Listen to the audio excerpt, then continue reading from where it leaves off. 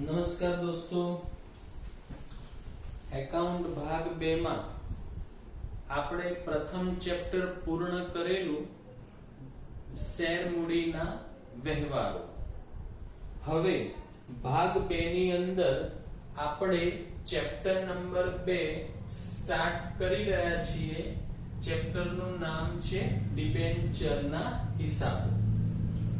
દોસ્તો, આપણે chapter number 1 માં ભણ્યા. હું આપને અત્યારે પ્રસ્તાવના સમજાવું છું દોસ્તો.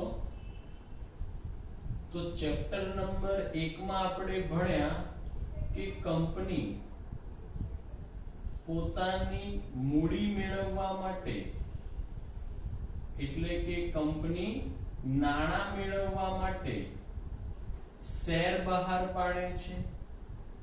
શેર બહાર પાડી અને કંપની નાણાં મેળવે છે.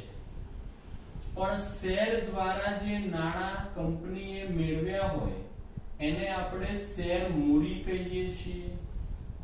અને આ શેર મૂડી એ કંપનીની પોતાની માલિકીની મૂડી કહેવાય છે.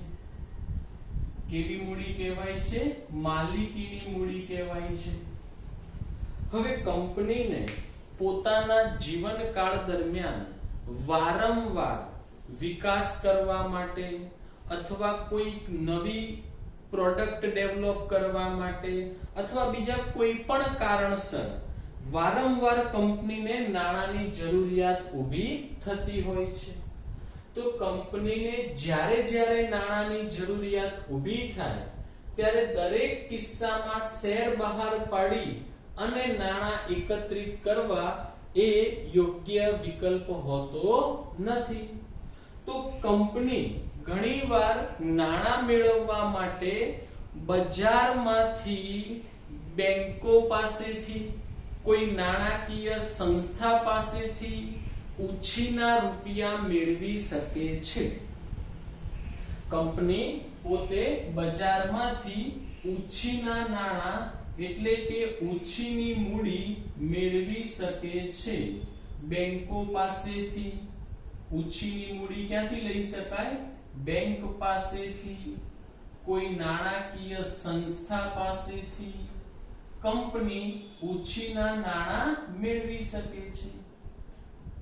હવે આપણે જાણીએ છીએ કે કંપની એ કાયદેસરની કૃત્રિમ વ્યક્તિ છે અને કંપની એ કૃત્રિમ વ્યક્તિ હોવાથી તેને કાયદા અનુસાર બજારમાંથી ઉછીના રૂપિયા મેળવવાની ગર્ભિત સત્તા પણ હોય છે.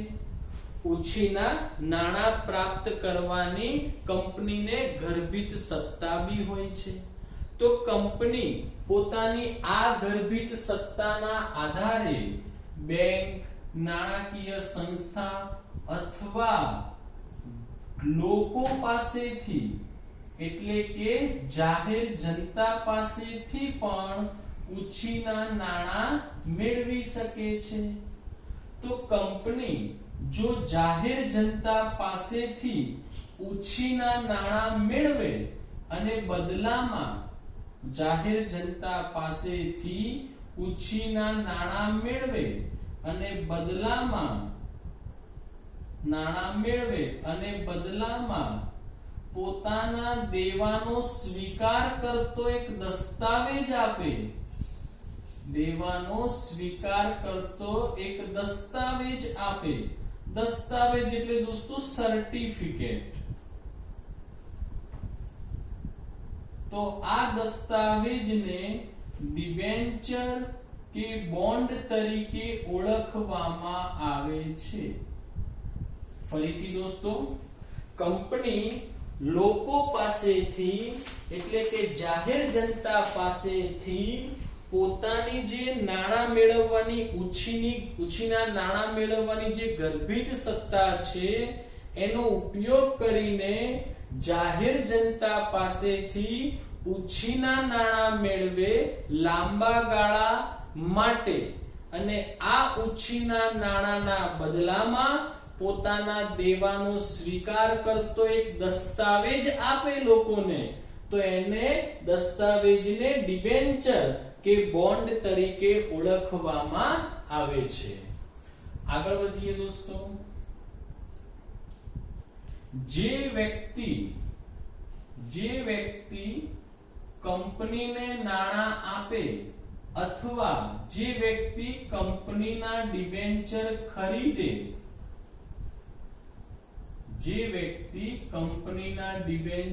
ખરીદે તેને ડિબેન્ચર હોલ્ડર કહેવાય છે.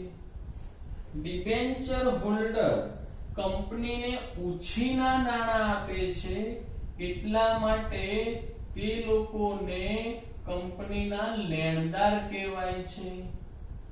કંપનીના શું કહેવાય છે? લેણદાર કહેવાય છે. આગળ, કંપની જ્યારે ડિબેન્ચર આપે લોકોને ત્યારે આ ડિબેન્ચરની સાથે એક શું આપે છે? સર્ટિફિકેટ અથવા શું આપે છે? દસ્તાવેજ. તો કંપની જે દસ્તાવેજ આપે એ દસ્તાવેજ કંપનીની મહોર એટલે કે કંપનીની સીલ સાથે આપવામાં આવે છે.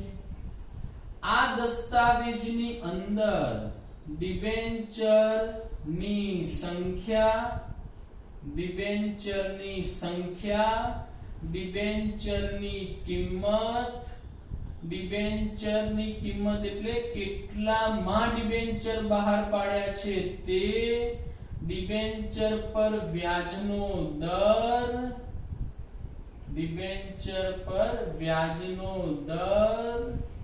કેટલા સમય પછી ડિબેન્ચર પરત કરવામાં આવશે,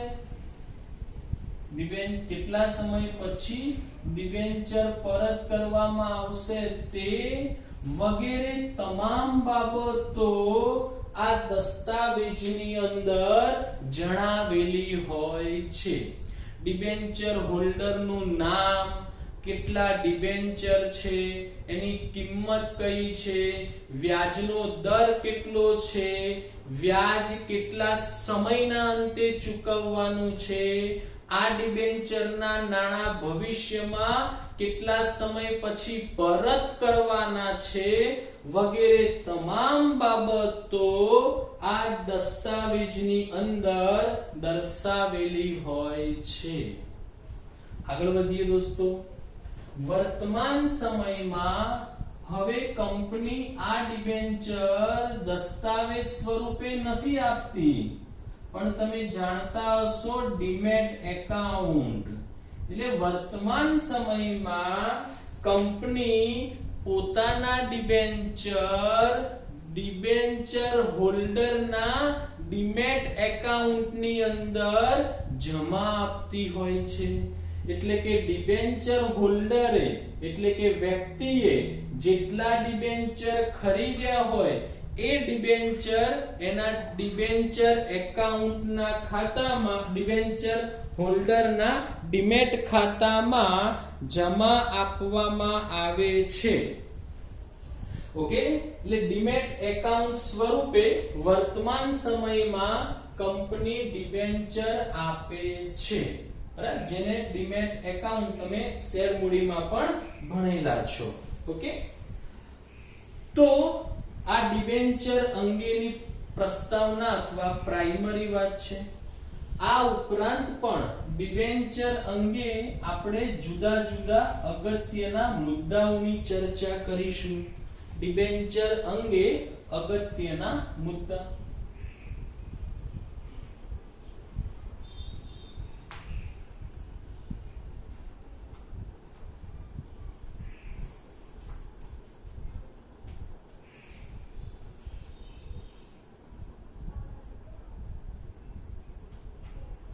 ચાલો દોસ્તો, ડિબેન્ચર મેં તમને કહ્યું હમણાં આગળ, ડિબેન્ચર કંપનીનું શું છે? દેવું છે. કેવું દેવું છે? લાંબા ગાળાનું દેવું છે. તો લાંબા ગાળાનું દેવું છે માટે તેને કંપનીના પાકા સરવૈયામાં ક્યાં દર્શાવાય છે? દેવું છે માટે કંપનીના પાકા સરવૈયામાં ઇક્વિટી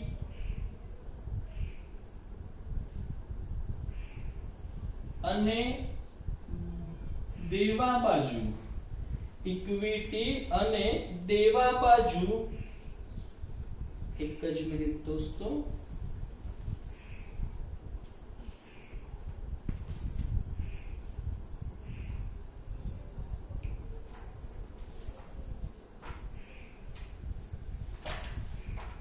માટે તેને પાકા સરવૈયામાં ઇક્વિટી અને દેવા બાજુ,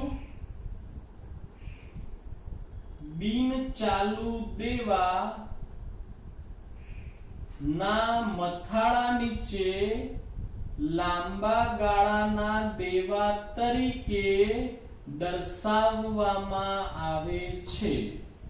ફરીથી દોસ્તો મેં શું કહ્યું? ડિબેન્ચર એ દેવું છે. કેવું દેવું છે? લાંબા ગાળાનું. તો એને ક્યાં દર્શાવાય છે? તો કંપનીના પાકા સરવૈયામાં ઇક્વિટી અને દેવા બાજુ, બિન ચાલુ દેવાના મથાળા નીચે લાંબા ગાળાના દેવાની અંદર દર્શાવવામાં આવે છે.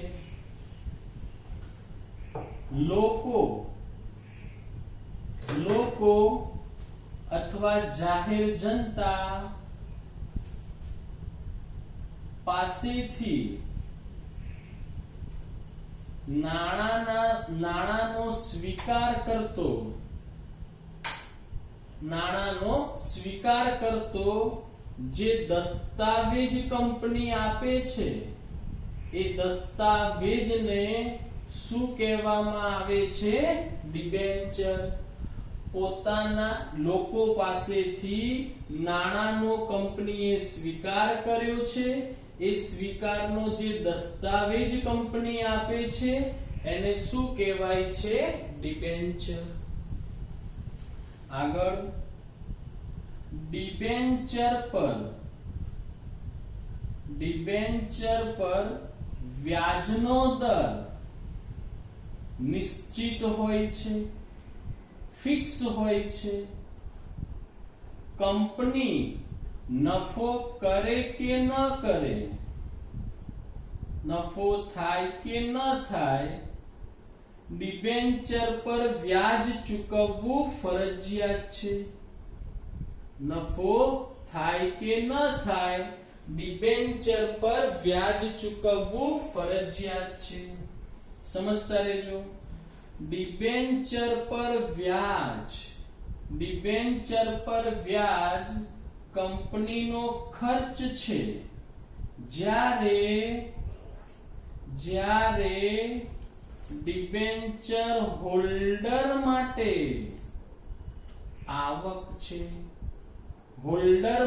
આવક છે, અને કંપની માટે ખર્ચ છે. ડિબેન્ચર બોજવાળા કે બોજ વગરના એમ બંને પ્રકારના ડિબેન્ચર બહાર પાડી શકાય છે.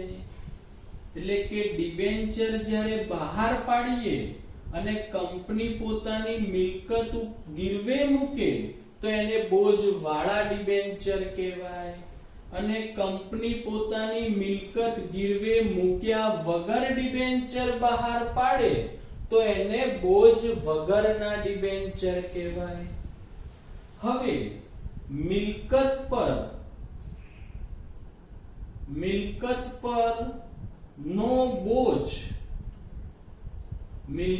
પરનો બોજ એને એકાઉન્ટની ભાષામાં ગીરો અધિકાર કહે છે. મિલકત પરનો બોજ એને શું કહેવાય છે? ગીરો અધિકાર કહે છે. આગળ વધીએ. ડિબેન્ચર જે છે ડિબેન્ચર પર ઉપર વાત કરી આપણે વ્યાજનો દર નિશ્ચિત હોય છે, ફિક્સ હોય છે અને આ વ્યાજનો દર એ જ ડિબેન્ચરની ઓળખ ગણાય છે. માનો કે વ્યાજનો દર 8% હોય તો ડિબેન્ચર જે છે એને શું કહેવાય? 8% ના ડિબેન્ચર. જો વ્યાજનો દર 10% હોય તો ડિબેન્ચરને શું કહેવાય? 10% ના ડિબેન્ચર. કેવી રીતે ઓળખાય 10% ના ડિબેન્ચર? ડિબેન્ચરના નાણાં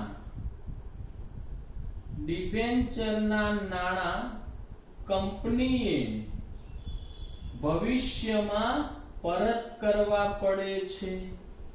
નાણાં શું કરવા પડે છે? પરત. તો સમજો કંપની ધારા 2013 પ્રમાણે 2013 મુજબ ડિબેન્ચરના નાણાં પરત કરવાની મુદ્દત વધુમાં વધુ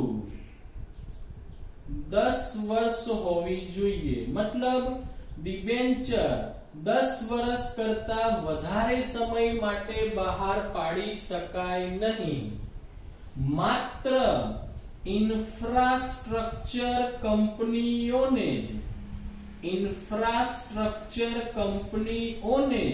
ઇન્ફ્રાસ્ટ્રક્ચર એટલે રોડ, રસ્તા, બિલ્ડિંગ, આ બધી બાંધકામમાં રોકાયેલી કંપનીઓને જ વધુમાં વધુ 30 વર્ષની મુદ્દતના ડિબેન્ચર બહાર પાડવાની છૂટ હોય છે. સામાન્ય કંપની વધુમાં વધુ 10 વર્ષની મુદ્દતના જ ડિબેન્ચર બહાર પાડી શકે છે. આગળ ડિબેન્ચરનું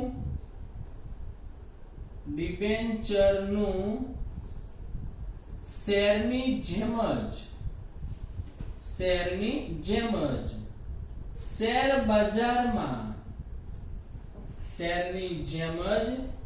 બજારમાં ખરીદ વેચાણ કરી શકાય છે. એટલે કે આપણે ઈચ્છીએ તો આપણી પાસે રહેલા ડિબેન્ચર બજારમાં વેચી પણ શકીએ અને નવા ખરીદવા હોય તો ખરીદી બી શકીએ. ડિબેન્ચર જ્યારે આપણે શેર બજારમાં ખરીદ વેચાણ કરીએ ત્યારે શેર બજારમાં રહેલી કિંમત એની મૂળ કિંમત કરતા વધુ કે ઓછી પણ હોઈ શકે છે. જે વ્યક્તિએ કંપનીના ડિબેન્ચર ખરીદ્યા હોય એને શું કહેવાય? Debenture holders. ડિબેન્ચર હોલ્ડર્સ એ કંપનીના કોણ છે? લેણદારો. તેમને કંપનીની કોઈ પણ બાબતમાં મત આપવાનો અધિકાર હોતો નથી. એટલે ડિબેન્ચર હોલ્ડર્સ કંપનીની કોઈ પણ બાબતમાં દખલગીરી કરી શકતા નથી. ડિબેન્ચરનું અમુક સમય પછી ઇક્વિટી શેરમાં રૂપાંતર કરી શકાય છે. અમુક સમય પછી ઇક્વિટી શેરમાં રૂપાંતર થઈ શકે છે અથવા રૂપાંતર કરી શકાય છે. આગળ દોસ્તો એક બે અહીંયા લખું છું.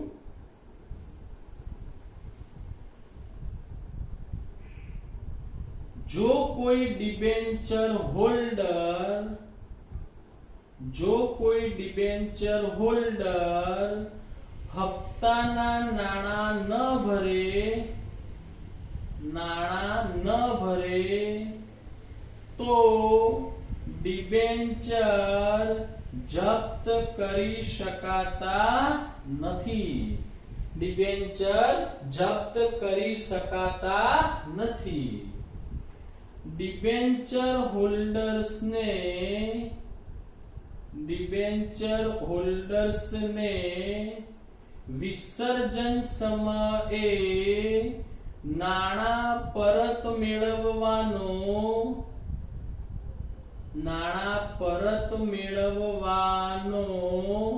ઇક્વિટી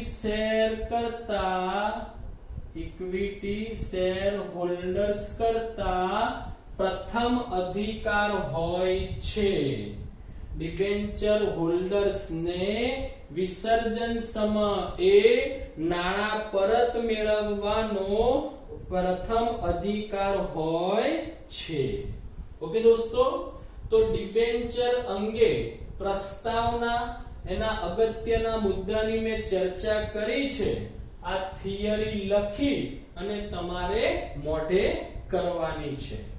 ઓકે દોસ્તો.